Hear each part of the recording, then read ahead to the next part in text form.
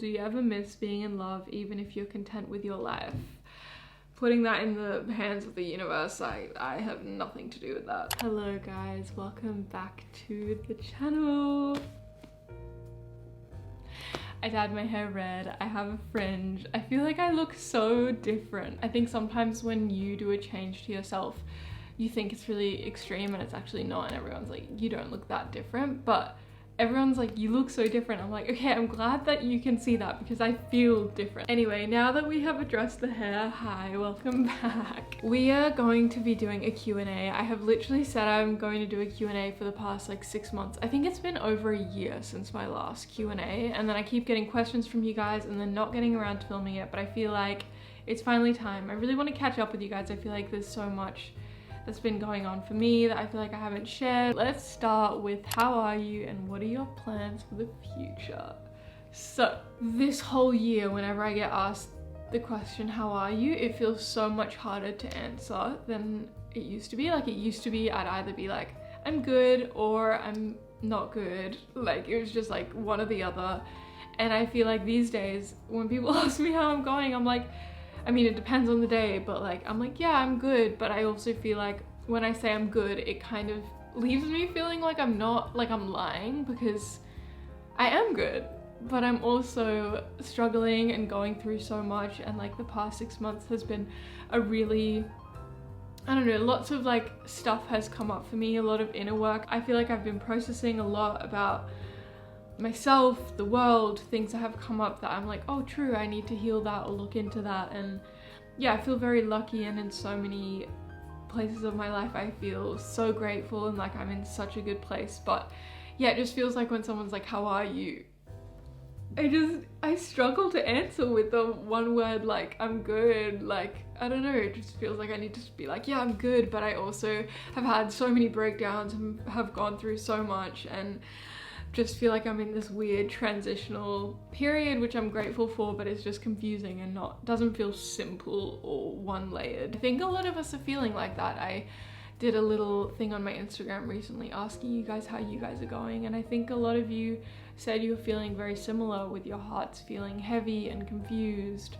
Some of you guys feeling really grateful, but also sad, and like just how we can be feeling multiple things at once. I think that's something that has really come up for me in the past 6 months, is really just understanding how contradicting life is. It's just such a paradox in every single way, and we can be feeling so many things at once that contradict each other. I don't know, you guys thought I was just gonna give you a little answer, but yeah. Oh, and then it says, and what are your plans for the future? Honestly, big question mark. Part of the identity crisis that can be seen with this hair, I don't know. I really thought I would be back in London by now, but I'm not. I'm still in Australia, and I feel very, very grateful to be here right now, as much as I'm really missing London and my people there and just that side of the world. It feels weird not going there, because usually this time of year, winter in Australia, I go to Europe summer. But this year I am not. I feel like I'm really focusing on other projects, my health, my life, saving money, figuring out kind of where I want to see myself going. I'm turning 25 next month. I'm turning 24. Chill out. 24, okay? I think there's like a deeper part of me that, even though I'm like, it's all gonna work out and like have fun, I'm still so young, there's also a part of me that's like, I kind of want to figure out where I want to go, and I think I'm in the process of that. Like I want to settle down somewhere, but I'm like, I don't know where I want to settle down yet. Like I don't feel like I want to settle down fully in Byron. I don't feel like I want to settle down fully in London. Someone asked Byron Bay or London, and that kind of like relates to this kind of, where do I want to place myself? It's just weird because they're so different, like so different. Like Byron and London are almost like opposites. And I mean, Byron is always like, it's where I grew up, it's where my family is, it's home, because I think I grew up here. It feels very familiar, and this area can feel a little bit suffocating sometimes. I feel like anyone that grew up in like a small town can kind of understand that. And I think it's hard to grow and get to know different parts of yourself. I'm so grateful for the 6 months I spent in London, because even though it was only 6 months, it really did feel like it gave me so much perspective and understanding of the world, and getting to know myself better as an adult, as an individual, outside of where I grew up and the people I surround myself with here, and really made me grateful as well for the people I have here in my life here. And yeah, it's just really interesting to understand yourself in the context of a new place where you didn't grow up, and you get to introduce yourself to people that don't know you at all and don't know your family or what school you went to, and you kind of not reinvent yourself but really get to see yourself through a new lens. In my head I was like, ideally I spend 6 months in London, 6 months here in Byron, or like 6 months in Australia and 6 months overseas every year. But it's also really weird because then it's like, as soon as you kind of get grounded and put your roots, you kind of leave. And so I think like the fantasy of it sometimes is a bit funner than the reality of like constantly moving in between. I have kind of friends that do that, but they have a partner, I think, so they have like someone to do that with.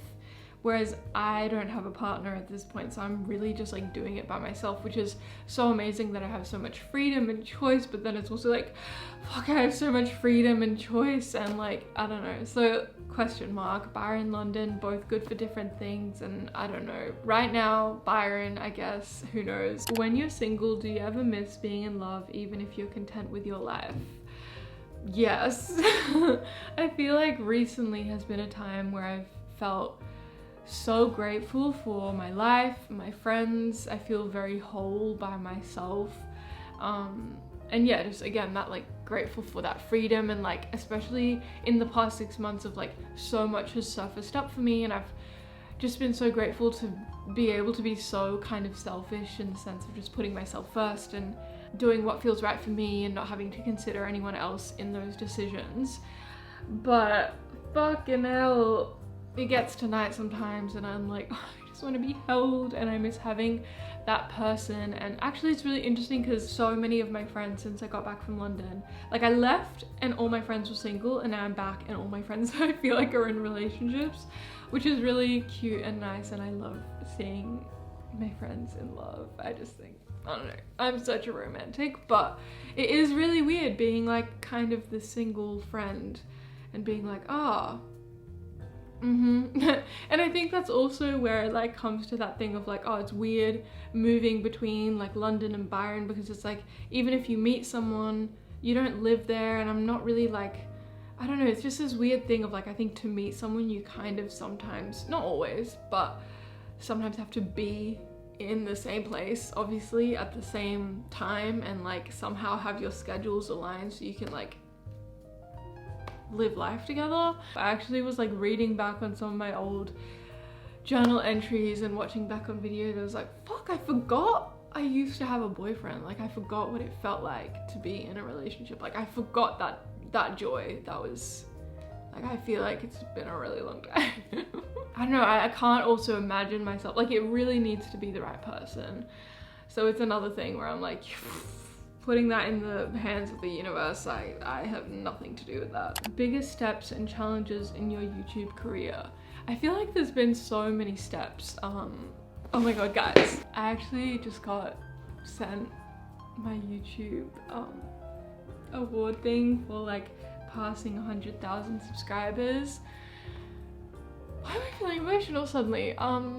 This literally happened so long ago and I'm like tearing up. I'm just very, very fucking grateful. This year also marks 10 years of me being on YouTube, and I feel like, yeah, there's been so many challenges throughout those 10 years. I think the main one at the beginning was really overcoming that fear of putting myself out there, of using my voice. I had so much anxiety about being bullied when I was younger for it, and like being judged and how will I be perceived. So that was a huge thing I overcame, and I'm really grateful for YouTube in that way, because it really did push me to kind of just get over my ego a little bit and do what I wanted and like use my voice and be creative in that way. And a lot of you guys I know want to start channels or put yourself out online and are really scared to do that. And I guess the advice I kind of always say is just kind of do it. Like, you won't regret it. I think, like, even if people judge you, they're not your people. And it's weird also thinking about like starting a YouTube channel in 2014, what the internet was like then versus like now. It's just so different. So I don't know how I would feel starting like a YouTube channel now. It's weird. Like, yeah, I don't know. I think now the challenge that I'm facing is like really trying to figure out, how do I make it sustainable and how do I create from a really like authentic place. Like, obviously the content I created when I was 14 or even when I was 19 or 20 that felt right and fun then is not necessarily the content I feel it feels 100% right anymore. And even though I love vlogging, I kind of mentioned it in my like video I did on social media, which I'll link if you haven't watched, but I think that the past few years I've craved a lot more privacy in my life. I was also thinking about it, and I think when I kind of was being more consistent on YouTube when I was blowing up, it was like around COVID time. I was in a relationship, I was living here, I had my friends, I had my life. Like, even though it was COVID time, like my personal life, my little bubble here felt very like secure, and so I could just like film it and felt fine putting it out there. Whereas like I feel like now I'm in a stage where I'm like, I don't have a partner, I don't know kind of what I'm doing with my life, and there's like parts of my job that I don't really feel ready to share yet. Like, I have a project that I'm working on, and it's just weird because then I'm like, oh, what do I just crave that privacy, and then I'm like, what do I film? How do I still communicate and share so much of myself whilst keeping that? And I think that's not only influencers that are dealing with that. I know that even my friends that have like an Instagram account just for their friends and whatever, it's a really weird place that we're in now of like, what do we share and what do we not, and what do we keep for ourselves? And I think that's what I'm struggling with YouTube now, of like, I want to share so much, and in so many ways I do share so much with you guys. I think I'm really trying to create and put content out there that I hope can help in some way. And yeah, I think I'm just figuring that out again and again. It's like, as soon as I figured it out or feel like I figured it out, it's like refiguring it out. And I guess that's part of the creative process and part of why I love YouTube, because it really does push you to just create and constantly have those like, why am I doing this? Wait, yes, that's why I'm doing it, and being really passionate, and then like kind of losing motivation. But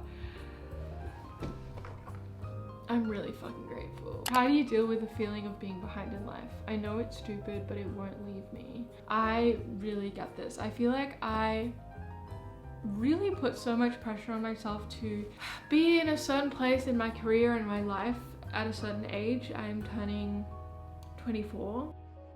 If you would have asked me when I was younger where I would have expected 24-year-old Joy to be, it would not have been here in a way.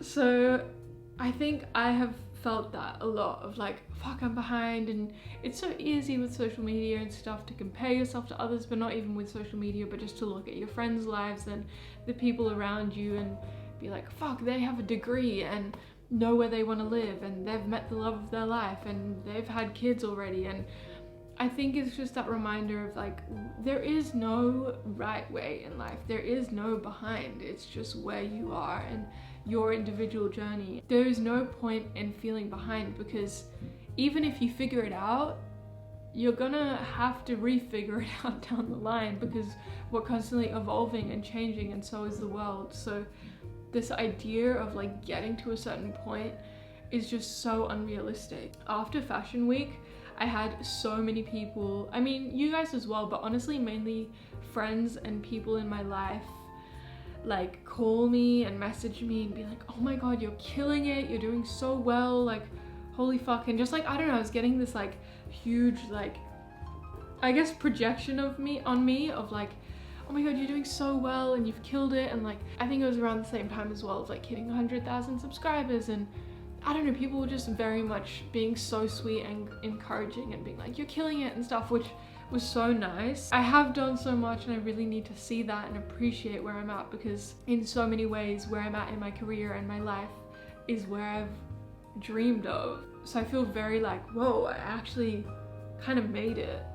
But then when I'm actually here, I'm also in a place of like, even though I feel like I'm in the best place of my career and my life, I feel also like the most like confused and lost, and I'm like, wait, what? So leading on to that, someone asked, where do you see yourself going? Influencer, model, jewelry artist? First of all, it's been really interesting because I feel like I've had more people assuming or like asking that if I'm a model, and I'm not a model at all. And it's really weird growing up here in Byron. Like, I feel like if you've been in Byron, you just know there is so many attractive people. And I remember growing up at my school, so many of the girls in the years above me and like just throughout the whole school were like actually signed models. Crazy, because I remember walking through like my school halls and just literally feeling like I was like constantly watching a runway, because just all the girls were so fucking attractive, and always like, you know, doing shoots and stuff after school, weekends and stuff. And I think I always put them on a huge pedestal and really craved that validation of like, oh, I could be a model. I think because I didn't have that growing up and I kind of secretly really wanted that, it's kind of like validating that people could think I'm a model, but also it's weird because I'm like, oh, now that I'm being offered it, it's like not at all what I want. It has to be for the right project. And the reason I turned down the gigs that I was offered was because kind of all of them were very much like swimwear, which I have no problem with people doing that. And in many ways, I'm very comfortable in my body. But it also feels like I don't want to be a swimwear model. The jewelry thing started so spontaneously through COVID, and it kind of just stuck, and now I'm like, whoa, I have a jewelry brand. And it's cool as well because I've mentioned it, like my dad's a jeweler and he learned from his dad who learned from his dad, so it's kind of like this lineage of jewelers in my family, and I feel very like grateful and connected to that part of myself through the jewelry. I would love to expand Humble Ego into more things, and I have ideas, but it's like just making it feel right and taking longer than I thought. So yeah, I guess in many ways I think I'm leaning into kind of being an artist, being a creative. I'm working on a really exciting project that feels really aligned with where I'm at, kind of connected to my more like journaling, mental health side of things. How do you overcome the fear of posting on social media? I think this is really interesting because not many people talk about it, but like so many of us feel like a lot of fear posting on social media, or we'll get really comfortable with posting a certain type of content, but then doing something different on social media is really, really terrifying. For me, like I have certain platforms, like I feel very comfortable at this point on YouTube. I did not always feel this way, but to be very myself and like talk freely on here. Whereas I feel like on Instagram, I struggle to be more open or post more vulnerable things. I think different platforms I have a different relationship to. And yeah, I think recently I've been trying to be more open and not have that with Instagram, and kind of been trying a little bit on TikTok, but I haven't really fully figured that out yet. But follow me on TikTok if you want to see me figuring it out. But I think what I do and the advice I would give is like really ask yourself, where is the fear coming from? Is it from like, are you afraid that people will be like annoyed by your content? Do you think that people won't like you or judge you? Is it like, yeah, like how will you be perceived? Is it like where is the fear coming from? And then I think when you can address that and like really sit with that and like kind of question that, and like maybe even like journal about it and be like, why am I afraid, and kind of write a list. I think when you see it, then you can kind of be like, oh, that's not actually that scary, or like I don't actually care about impressing those people or like what those people think. I think with fear, it's always really important to really like go inwards, and when you really put it in front of you and kind of see it as a matter of fact of like, why are you actually afraid, you kind of take a lot of the power away from it. Are you more in your feminine or masculine energy recently?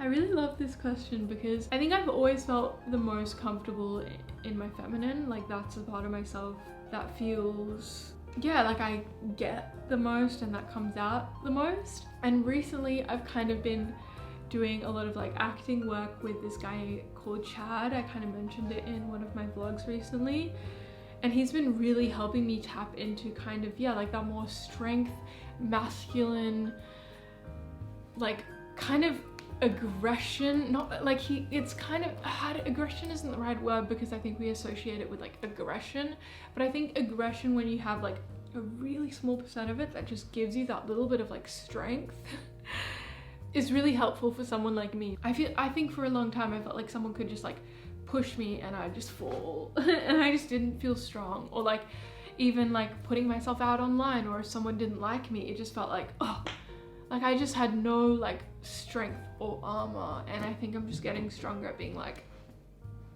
so I feel really proud of myself. And I feel like honestly something with this hair also is kind of me tapping into feeling, I don't know, it makes me feel a little bit stronger and more in my masculine. Also, I think I've talked about this before, but I also think with hair I had this really interesting relationship where like my hair felt like such a feminine part of me, and I always really struggled to change it when I was younger because I associated so much of my beauty with my hair, or like I almost like hid behind my hair, and the thought of like dyeing it something like red with a fringe was like, oh my god, like guys would not find that attractive. But I think now that I'm older and I have worked through so much of that, like wanting to please the male gaze and wanting male validation, like this hair for me doesn't feel like I'm doing it to try to be sexy or beautiful. It feels more like I'm kind of having fun and being playful. How to get over a breakup when you know it was right decision but you're still in love.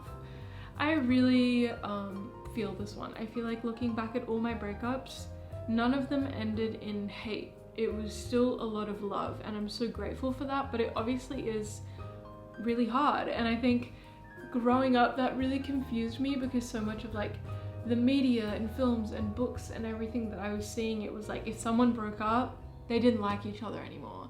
Whereas like that was just not my experience. I was like, I still fucking love and respect my exes. It makes it really hard sometimes to move on, even if you've outgrown each other and you know it's not right. It's like, oh, but we still love each other, so there's still that there. And I don't know, it's definitely a tough one. Time really heals it, and just remind yourself why you're not together anymore, why it didn't work, and in a really loving way, like be like, I think cutting contact is really important. Would you stop following an influencer for being ignorant even though you like their content? This is a really interesting question.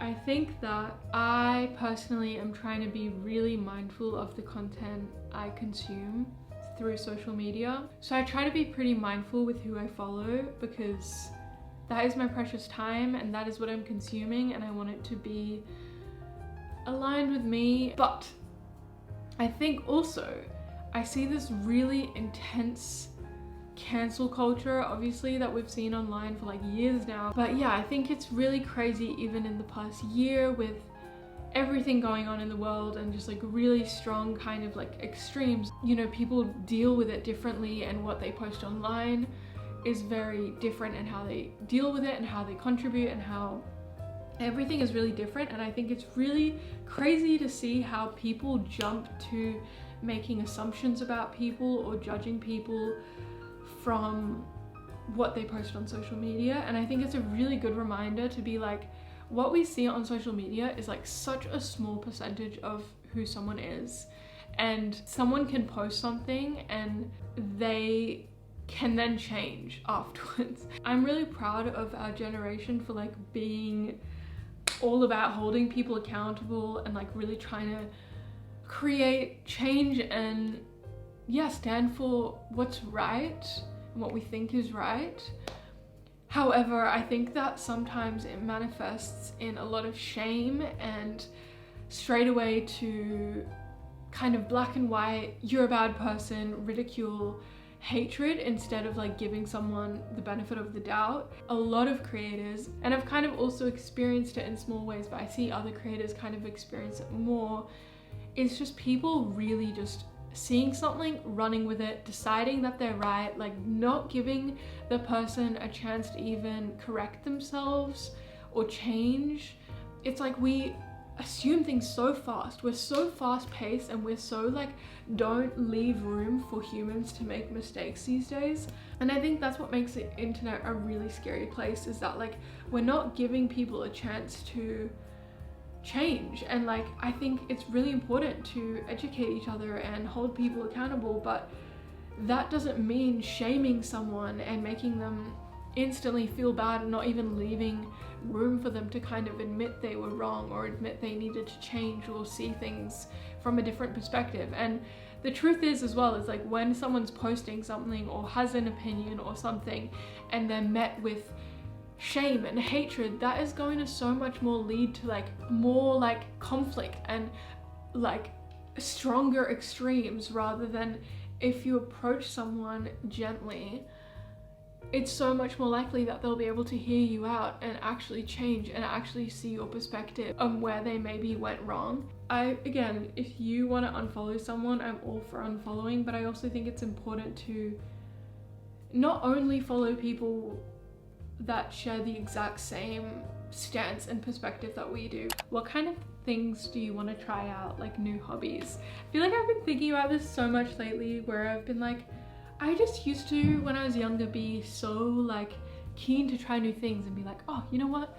I want to knit, so I'm gonna knit, and like just do random creative things. And there's so much that I feel like I want to do and I just don't make time for it. But yeah, I think something that I kind of want to get better at is Procreate, like drawing on my iPad. I really want to like learn how to actually use the brushes and like get really creative with it and kind of create little animations and stuff on there. Like that's something that I really want to do.